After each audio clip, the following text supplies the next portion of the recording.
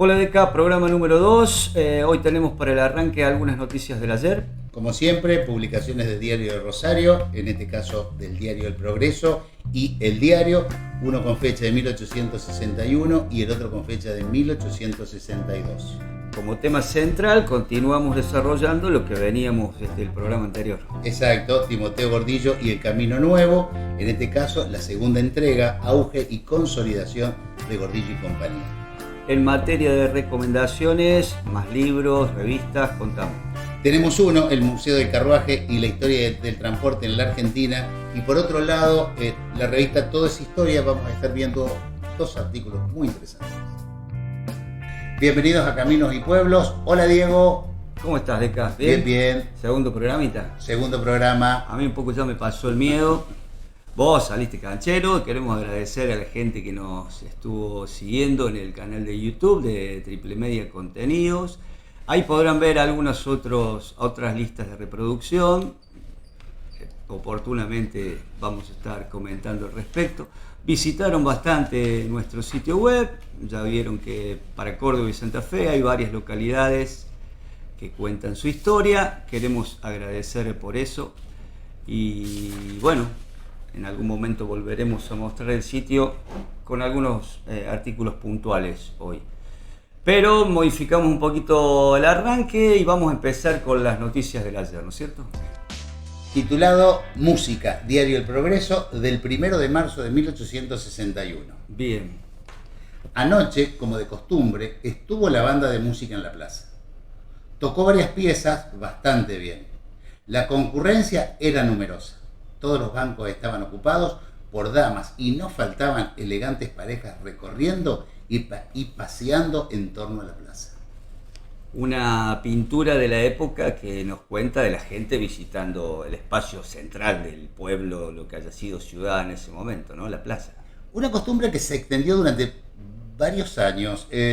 Si preguntás a alguna persona bastante grande de nuestra localidad, también va a estar recordando que aquí se hacía eso. No se tocaba con la banda, pero sí ponían música desde algún parlante y bien, la gente concurría a la plaza. Era la salida de esa época, ¿no? Aquí Marcos Juárez, porque es de donde transmitimos, pero todos los pueblos de la región. Sí, exactamente. Y seguramente en otros lugares del país, ¿no?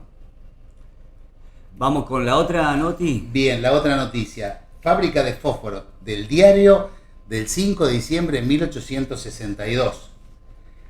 Arrancamos. El que suscribe pone en conocimiento del público y de los almaceneros que he establecido mi fábrica de fósforos en la calle de la Bajada frente al número 13. Garantiendo su clase y calidad inmejorable, dará la gruesa a un medio menos del precio que pida cualquier otro fabricante. Da una prueba, fabrica por encomiendas para las provincias y entrega a domicilio a los compradores de la localidad. Su casa está dispuesta y abierta al público a todas horas del día y aún de la noche. Miguel Montenare. Tomá, la firma del quien invita, sería el dueño de la empresa quien Sí, publica ese. Exactamente, es él el que está publicando esa fábrica de fósforo. Aclaro acá que dice dará la gruesa a un medio menos. Sí. La gruesa es una unidad de medida que son 12 docenas, son 144. No son los 222 como tenemos ahora en alguna fábrica de fósforo. Bien, y mañana, tarde y noche, trabajando siempre. Sí, durante el día y la noche también. Bien.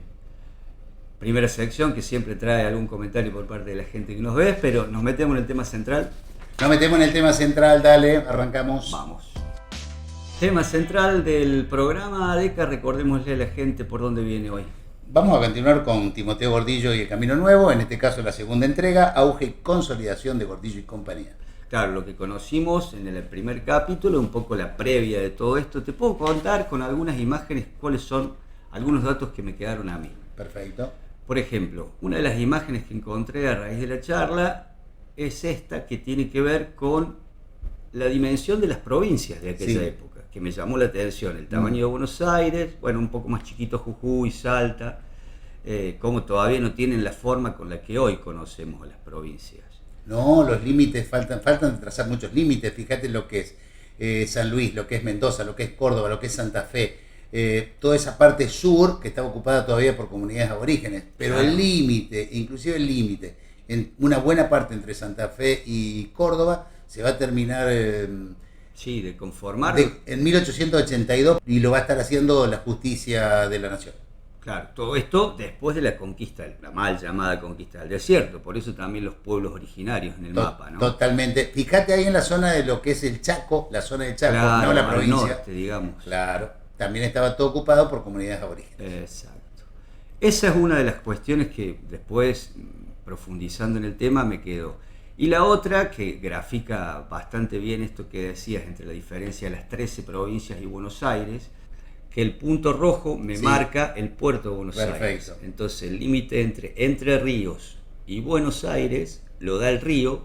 En este caso sí, que son las provincias del litoral, incluyendo Exacto. Santa Fe. Por eso es la alternativa que tienen a buscar un puerto en Rosario, ¿no es cierto? Y al quedarle vedado el puerto de Buenos Aires, van a buscar un puerto lo más próximo posible a la salida hacia el Río de la Plata. Claro. En este caso buscan el puerto de Rosario, pero ya vamos a ver que hay otra alternativa, que Campbell había elegido otra alternativa. Ah, muy bien. Y finalmente la última imagen que tengo para recordar, para recordar, es ponerle cara a don Timoteo Gordillo, que no lo conocíamos personalmente. No. Este es uno de los retratos que conseguí de la época. La foto que está, en donde está con su hija, que es de 1982.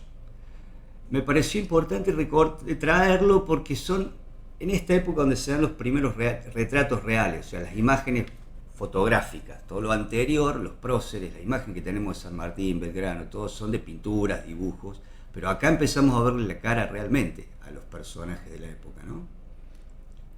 Si querés, podemos arrancar. Dale, vamos repasando un poco. Dale.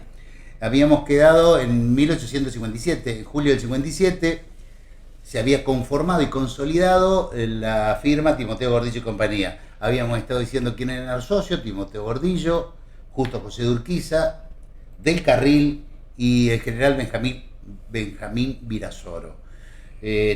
También recordemos que para esa época lo que hoy es Argentina estaba dividido por un lado en lo que es el estado de Buenos Aires, por eso decías mención vos recién, y por otro lado 13 provincias que conformaban la Confederación Argentina con el puerto principal de Rosario.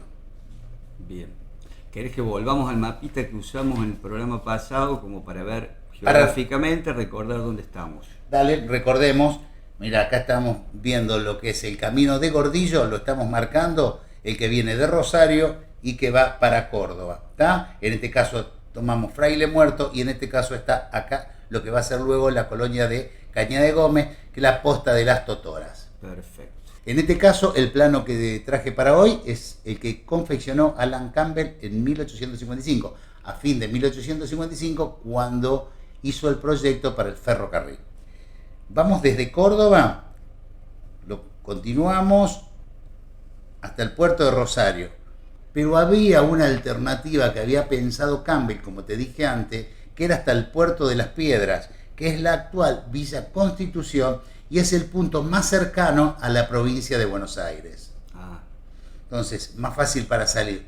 Obviamente después se descartó y quedó, cuando se hizo el ferrocarril, a partir de 1863, quedó el puerto de Rosario y se descartó el puerto de Las Piedras. bien. También me interesa este mapa, remarca lo que era el Camino de las Postas, fijémonos que también está marcado aquí, que llamamos Camino del Sur o Camino de las Diligencias, que en nuestra provincia entra por Cruz Alta, viene lo que es Saladillo, Sanjón, Herradura. Que es el viejo camino Es real. el viejo camino, exactamente. Perfecto. El viejo camino real. Ujú. ¿Está? Claro, pero ahí se nota en la línea recta todo lo que acorta Campbell con la línea recta que le permite el ferrocarril. Sí, ¿no? ya vamos a ver, lo que acorta es muchísimo, fíjate. El plano que hace Campbell, el ferrocarril tiene 397 kilómetros, 396 y medio, 397 kilómetros. El proyectado por Campbell. Mientras que, y el recorrido en tren lo hace en 12, 14 horas ese trayecto, en un tren a vapor. Entonces, pero ese proyecto no se lograba concretar. Acordémonos que se había salido a buscar dineros y ese dinero no alcanza, no aparece. Entonces, tenemos eso que por ahora está medio parado, medio descartado para 1857. ¿Estamos? Viéndolo, observando de acá. También teníamos que el camino de las mensajerías, que ya estaba funcionando, que estaba bajo una empresa que es Rusiñol y Filiol, y que iba por el camino de las mensajerías o el camino del sur o el que estamos marcando ahí. Exacto. Que era el antiguo Camino Real. Ese estaba funcionando, pero ese camino tenía 490 kilómetros aproximadamente. O sea, estamos hablando de unos 90 kilómetros más largo, o sea, corta muchísimo. Y en las mensajerías, en ese tiempo, en las diligencias de ese tiempo, estamos hablando de 4 días. Recordémonos que por ese camino las carretas tiradas por bueyes demoraban desde Córdoba a Rosario, estamos hablando de entre 20 y 40 días, ¿está? Entonces, también por esos caminos podía haber arreo de ganado, ¿no? No solamente, o arrias de mula, como había dicho alguna vez. Hay una alternativa que todavía no la dijimos y que es la navegación del Carcarañá. Fundamental. Claro, sí, como a nadie se le había ocurrido usar esa vía como medio de transporte, sí se le había ocurrido. Pero es un tema que me gustaría desarrollarlo en otro momento porque es bastante más largo. Pero sí podemos decir que es un proyecto de Augusto Liliedal y que es de marzo de 1857. O sea, es contemporáneo a lo que estamos hablando. Y ve la posibilidad de la navegación desde Fraile Muerto hasta la llegada hasta el río Paraná, que es arriba de Rosario, ¿está? Para los nombres de hoy, desde Belville a Rosario. Sí, arriba de Rosario, donde desemboca el Carcarañá en la actualidad. Bien. Entonces, él había calculado que desde Fraile Muerto al río Paraná, o sea, río abajo, podía demorar 24 horas.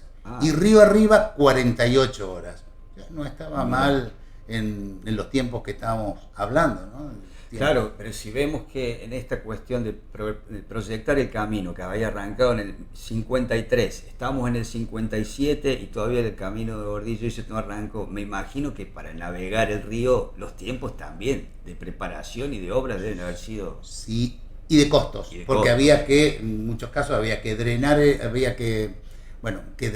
río, había que sacar toscas, había que... Hacerlo navegable. Hacerlo navegable, en determinada época del año, en el invierno no iba a ser navegable, es un río que por ahí traía poca agua, entonces, bueno, tenía sus complicaciones y había que hacer bastante trabajo y demoraría bastante tiempo. Urgía todo, como dijimos, entonces, la cuarta opción, la que quedaba más a mano, era la de don Timoteo Gordillo y compañía. Claro.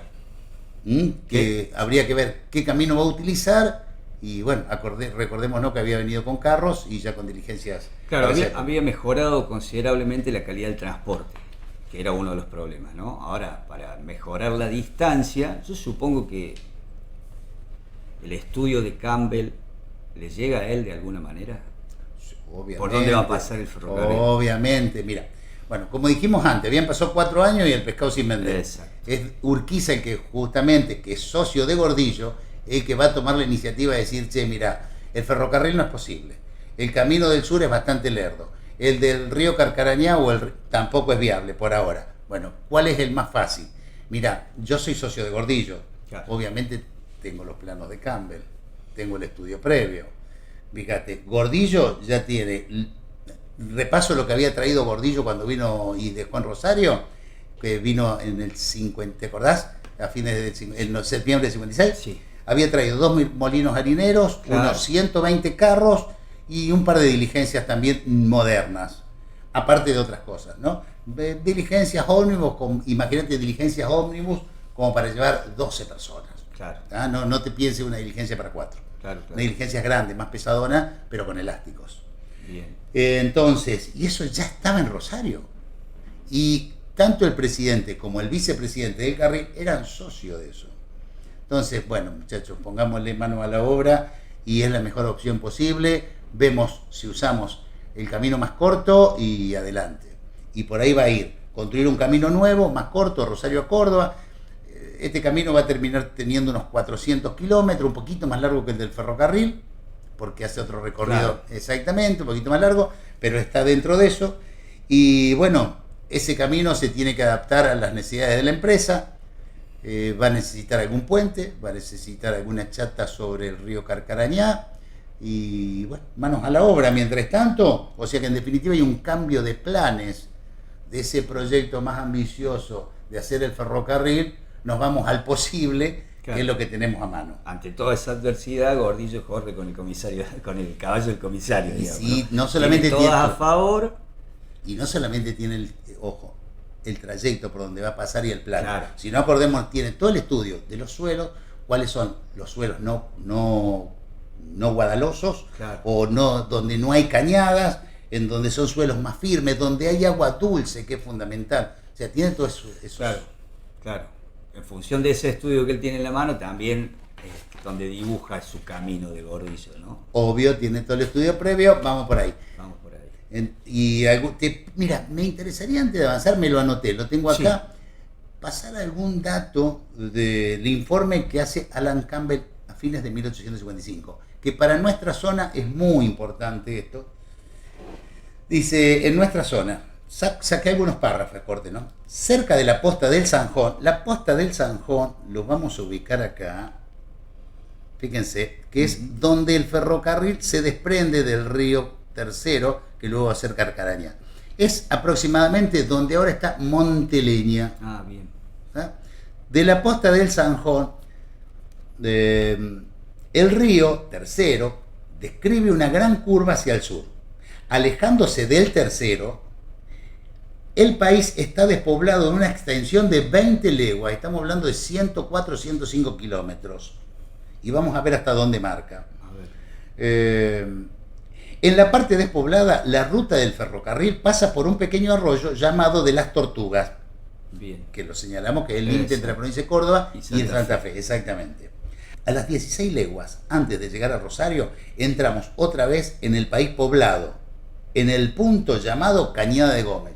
O sea que en definitiva, desde lo que hoy es Monteleña, sí, hasta Cañada de Gómez, esto estaba totalmente despoblado. 120 kilómetros, así. 104, 105 kilómetros. Desde Monteleña hasta Cañada de Gómez. Bien. Lo que hoy es Cañada de Gómez, ¿no? Claro, ahí estamos. Monteleña, tenemos Leones, Marco Juárez, General Roca, localidades donde según Tortugas, Campbell, Armstrong, claro, donde todavía no había nada. Por eso es importante, me parece, totalmente, un dato fundamental. Y continuamos. Sí, por supuesto. Llegamos a junio del 57, llegamos a julio del 57. La empresa está conformada, la decisión está tomada de que vamos a estar acortando el camino, pero hay un tiempo de armar el molino, de armar los carros, de armar las diligencias, de construir la barraca, de ver qué vamos a estar dializando el camino, mejorando el camino, de traer los caballos. En este caso van a ser traídos de Entre Ríos, justamente los va a aportar Justo José de Urquiza. Exacto. También hay que comprar algunas mulas que faltan, y bueno, y hay que poner maestros de postas, bueno, hay muchas cosas por hacer. Pero ya 2 meses después, mira, para el 18 de agosto encuentro en un artículo del diario La Confederación de Rosario la primera mención de la empresa de carros. Se alquilan coches para cualquier destino, Gordillo y Compañía, Rosario. Esta es la primera mención que encuentro de la firma Gordillo y Compañía y de que ya está en funcionamiento. Claro, la noticia viene como oficializar que es el lanzamiento de la empresa de Gordillo, ¿no? Totalmente. El segundo dato que vengo rastreando en los diarios de Rosario hace rato, lo encontré que para el 9 de febrero es el primer viaje de diligencias de la empresa de carros. Transporte de gente. Estamos hablando de diligencias de la empresa. Ahora ya hay un cronograma. Claro. Son 4 veces por mes de Rosario a Córdoba. Y va a salir todo siempre a las 10 de la mañana. Una vez por semana a las 10 de la mañana, dice el día y todo. Destaco el dato de que en Rosario ya está la oficina en la calle Santa Fe al 71. Lo destaco porque más adelante vamos a retomar cuál es la importancia de esta dirección. Dice, obviamente, que va a ir por el camino viejo, por el camino que usan todos hasta ahora, no había otro camino, y que en Córdoba el lugar donde va a estar parando las diligencias es en la Plaza del Cabildo. De la capital cordobesa. Si continuamos un par de días después, nomás para el 20 de febrero, ya encontré otro artículo, otra mención que habla de que el molino del Saladillo, recordemos que la empresa no solamente caminos y no solamente transporte, sino que también era molino, dice que ya el molino del Saladillo tiene producción de harina de primera calidad y está abierto al público. Ya está funcionando el molino que había traído. Para, voy al mapa. Cuando vos me decís Saladillo... El arroyo Saladillo, bien próximo ahí a la ciudad de Rosario. Perfecto. No es el Saladillo de Córdoba, que es donde pasaba el viejo camino real, ¿no? Sino exactamente. El Saladillo Santa Fe. Exacto. Este acá, el Saladillo de la provincia de Córdoba, es continuación del río Cuarto. Claro. Bien. Aquel es el arroyo Saladillo, próximo a Rosario. Bueno, miremos ahí. Un par de meses después, ahí nomás, una vez que la empresa empezó a funcionar, el gobierno de la Confederación le anuló el contrato a Rusiñol y Filiol, que era la empresa de mensajería que estaba subvencionada por el Estado, y firmó en septiembre del 58, ya firmó un nuevo contrato con Timoteo Gordillo y compañía, mensajerías, diligencias subvencionadas por el Estado, para que fundamentalmente lleve el correo. Además, esas diligencias van a llevar correo, van a llevar personas, van a llevar encomiendas y van a llevar caudales. Ah, pero a la hora de elegir entre la que venía funcionando y la empresa propia, Urquiza no dudó. No, elegimos la nuestra, es la de acá, y continuamos con esto. Exacto. Esas mensajerías se combinaban con hasta Buenos Aires, con vapores que iban desde Rosario hasta Buenos Aires. No es que quedaban, o sea, claro, continuaba por el río Paraná. Y el 1 de octubre ya la empresa amplió sus servicios y ya tiene carrera es el trayecto a cubrir, ¿no? Con Córdoba, con Catamarca, Tucumán, Salta, Mendoza y San Juan. Y hay un cronograma con días y horario a salir en cada caso. También en ese cronograma está el costo del pasaje, el costo de encomienda y el de equipaje. Bastante completito, es un amplio servicio el que ya está prestando y un artículo interesante porque nos aporta muchos datos. Claro, porque no solo, el camino lleva su nombre después, que es el camino de Gordillo, pero él tiene el servicio de transporte por todo lo que eran las provincias, en definitiva. En definitiva, lo que quiere llegar es a todas las capitales de las provincias. Claro. Es lo que necesitan llegar, es lo que se necesita comunicar. Y a eso están apuntando y a eso van a llegar, lo van a concretar. No todas las mensajerías llegan por diligencia, menos mal que me hiciste acordar. En algunos casos llegaba, por ejemplo, hasta Tucumán y de ahí continuaba a caballo. Ah, bien. Se contrataba a otra persona y esa persona llegaba. Claro. Porque no había caminos todavía por todos lados. Son muy pocos los caminos que hay en este momento. El camino del sur y se está construyendo este otro camino nuevo. Hay todo un proceso de construcción de caminos de todo tipo para mejorar la comunicación. Cuando decimos construcción de caminos, esto que señalabas antes, ¿no? Las postas, digamos, los lugares para que tengas una parada, el maestro de posta que hacía falta, o sea, un encargado para cada uno. ¿Cuántas postas aproximadamente desde Rosario a Fraile Muerto, a Belville? En el caso del camino del nuevo camino de Gordillo, él estima, según lo que dicen sus memorias, entre Rosario y Córdoba son 16 postas. ¿Ah? Las postas se ubican cada 20-25 kilómetros porque están para descansar, debería ser una casa más o menos cómoda para hospedar a alguien, para darle comer, para darle agua a esa persona y para la muda de caballos, para el cambio de caballos, y tiene que tener postillones. Postillones es la persona que te acompaña el caballo de una posta hasta la otra para después traer de nuevo tus caballos, ¿se entiende? Vos estás alquilando los caballos, pero tenés que traerlo, entonces el postillón te acompaña a la diligencia hasta la próxima posta y vuelve a traer los caballos, claro, hasta la posta de pertenencia.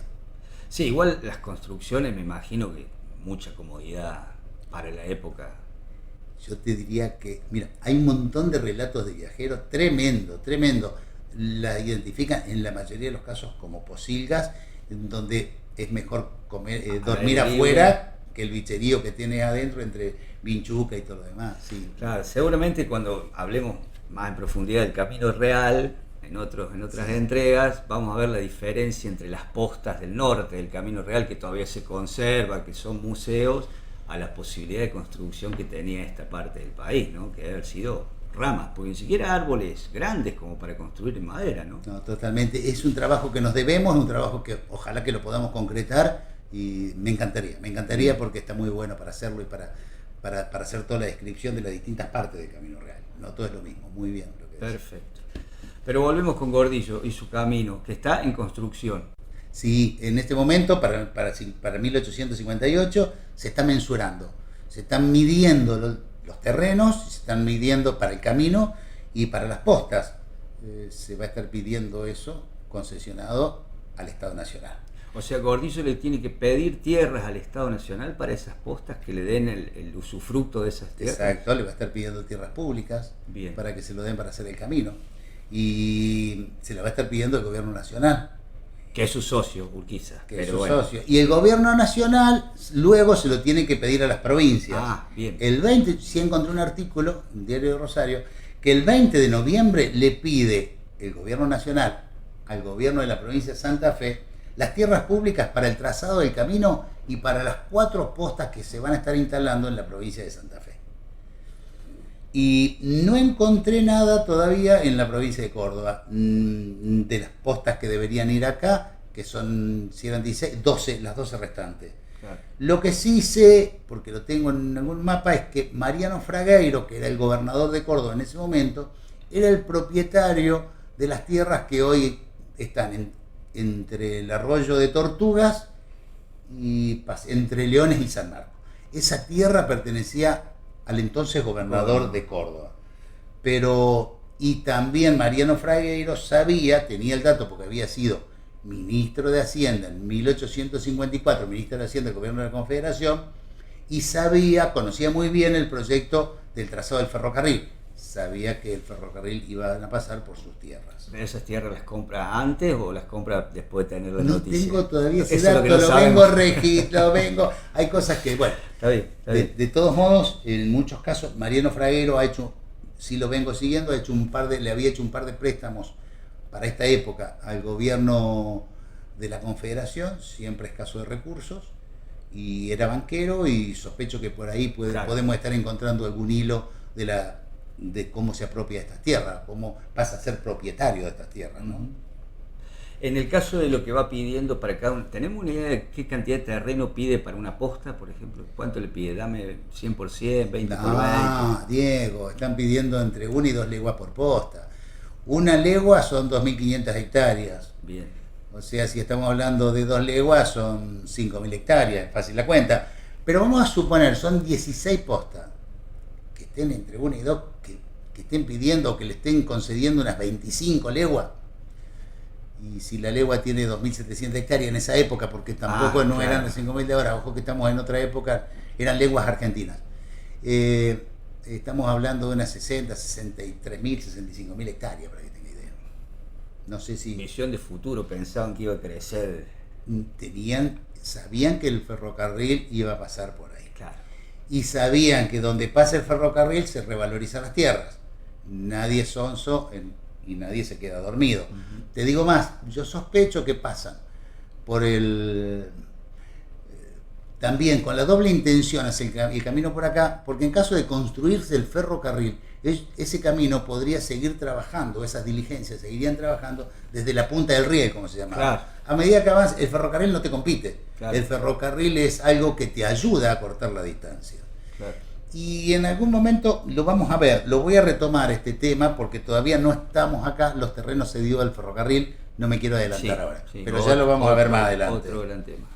Bueno, llegamos a 1859, la sociedad consolidada, bien económicamente, la construcción del camino nuevo está en marcha, las mensajerías todavía van por el camino viejo, los carros todavía, no tengo ninguna mención de los carros, todo con apoyo del Estado, lo que son las mensajerías, y en combinación con los vapores que van hasta el puerto de Buenos Aires.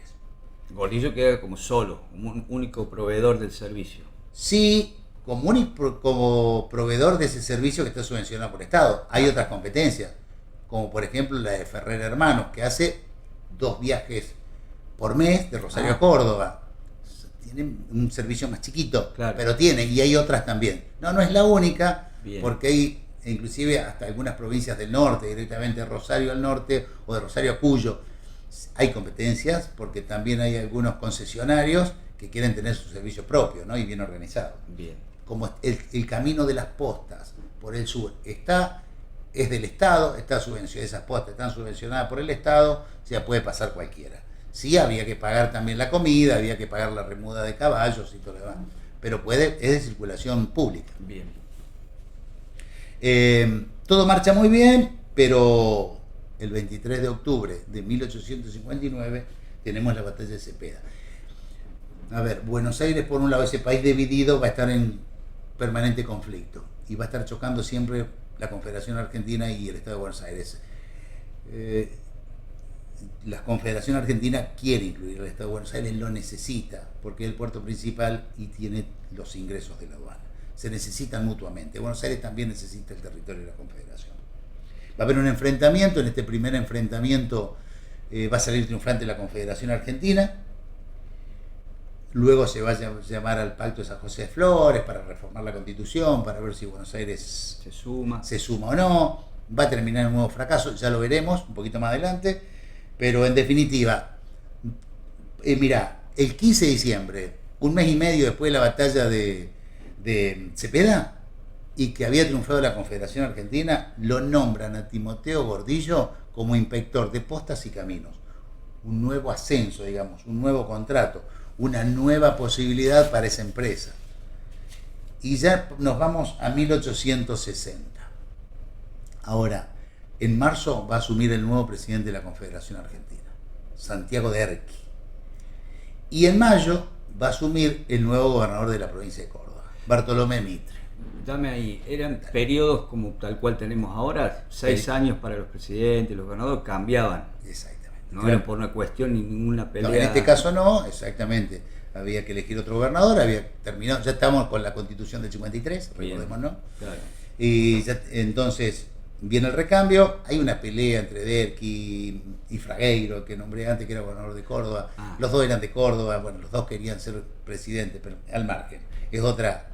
Es también para otro momento, para no profundizar y no hacerlo largo.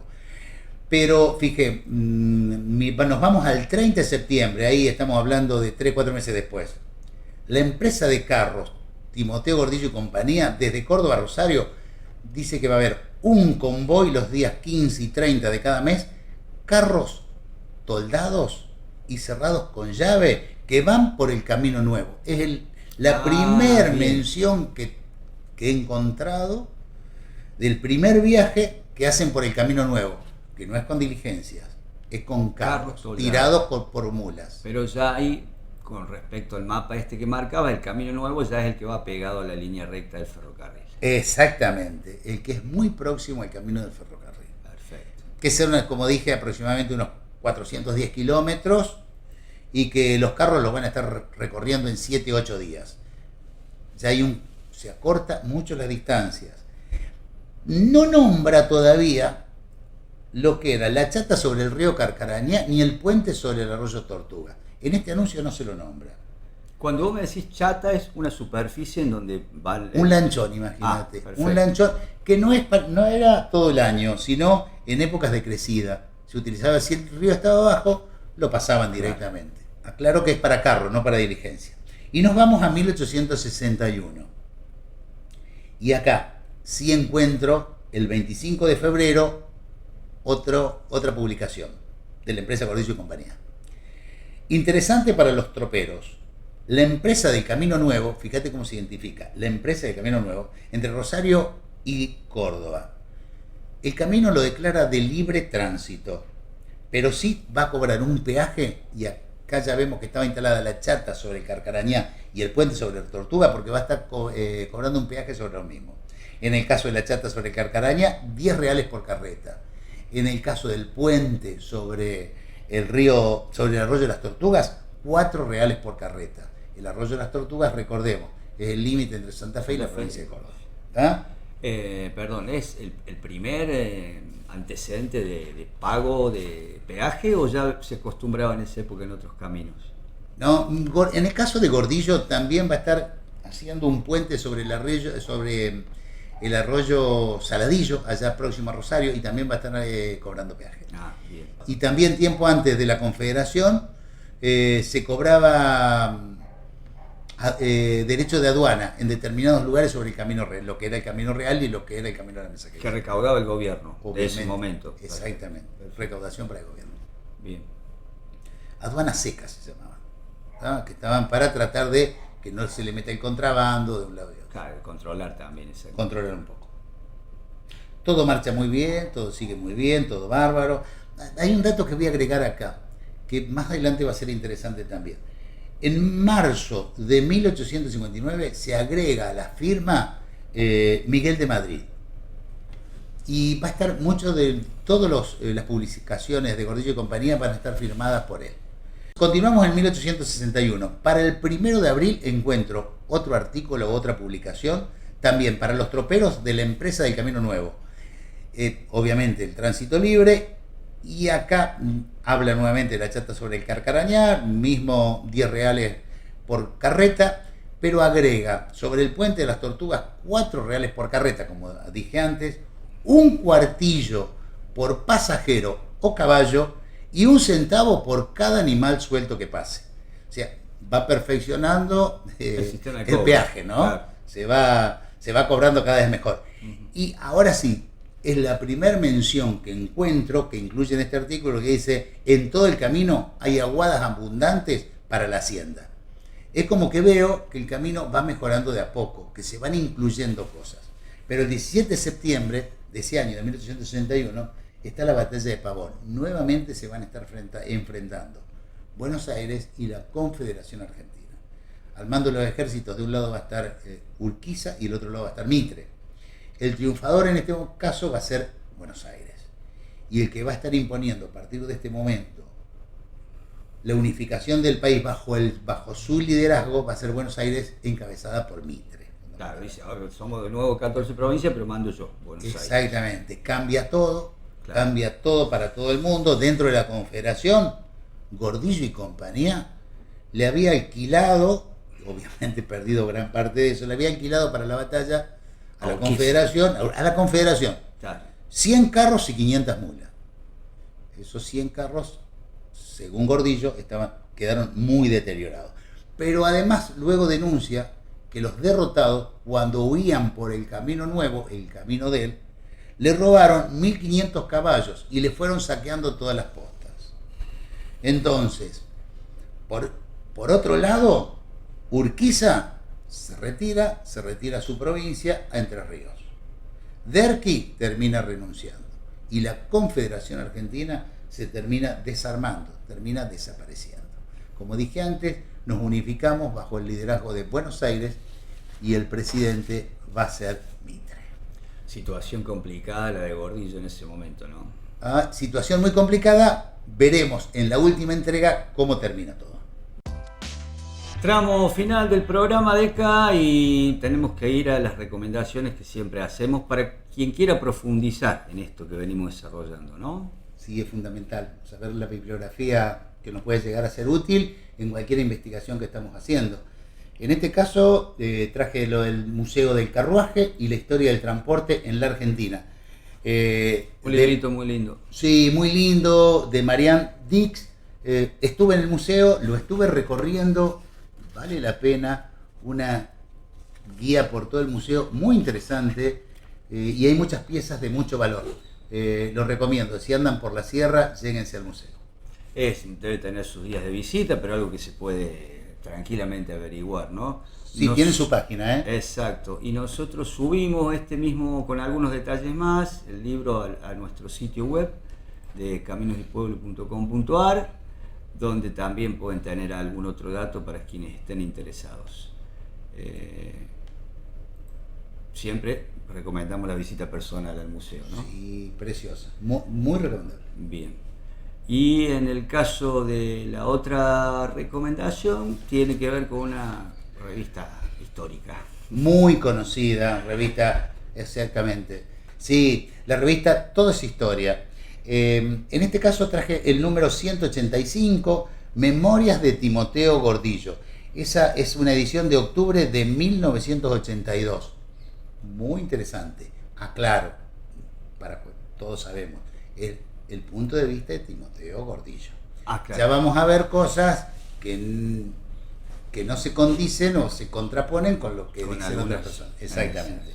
Pero muy recomendable. Y también les estaríamos recomendando de la misma revista, en este caso la número 227 de marzo de 1986, con el título Todo sobre rueda: carruajes, diligencias, galeras, sopandas y carretas, por Vicente Gesualdo. Muy interesante para cualquiera que quiera estar investigando o profundizando sobre lo que son los caminos de esa época, ¿no? Y los carruajes y el transporte en sí. Para ir diferenciando, sí, perfecto. La revista Todos Historia tiene un sitio web, no sé si estarán todos los números disponibles, pero se ve que se puede comunicar con la revista y pedir alguno, si vos estás interesado más con estos datos que vos brindás, supongo que debe ser más fácil conseguirla. Sí, acá en Marcos Juárez tenemos que hacer un saludo, un agradecimiento muy especial a Roberto Romagnoli. Tiene la colección completa y me la facilita con mucho cuidado cuando se la pido. Agradecido con el Pato Romagnoli. Por supuesto que los saludamos desde acá y agradecemos también a toda la gente que se ha comunicado después de ver este primer programa por el apoyo. Recuerden visitar nuestro sitio web, caminosypueblo.com.ar, suscribirse al canal de YouTube Triple Media Contenidos, que es donde estamos subiendo todo este material. Y no sé si querés adelantar algo de lo próximo. No, tengo toda la intención de dejar el suspenso, para que lo que sí vamos a aclarar que la próxima entrega cerramos el tema. El tema del Camino de Gordillo. El tema del Camino de Gordillo. Pero bueno. Y continuaremos con otras cosas. Lo dejaste en el momento más complicado de su vida. Totalmente. Bueno, hasta la próxima. Chao.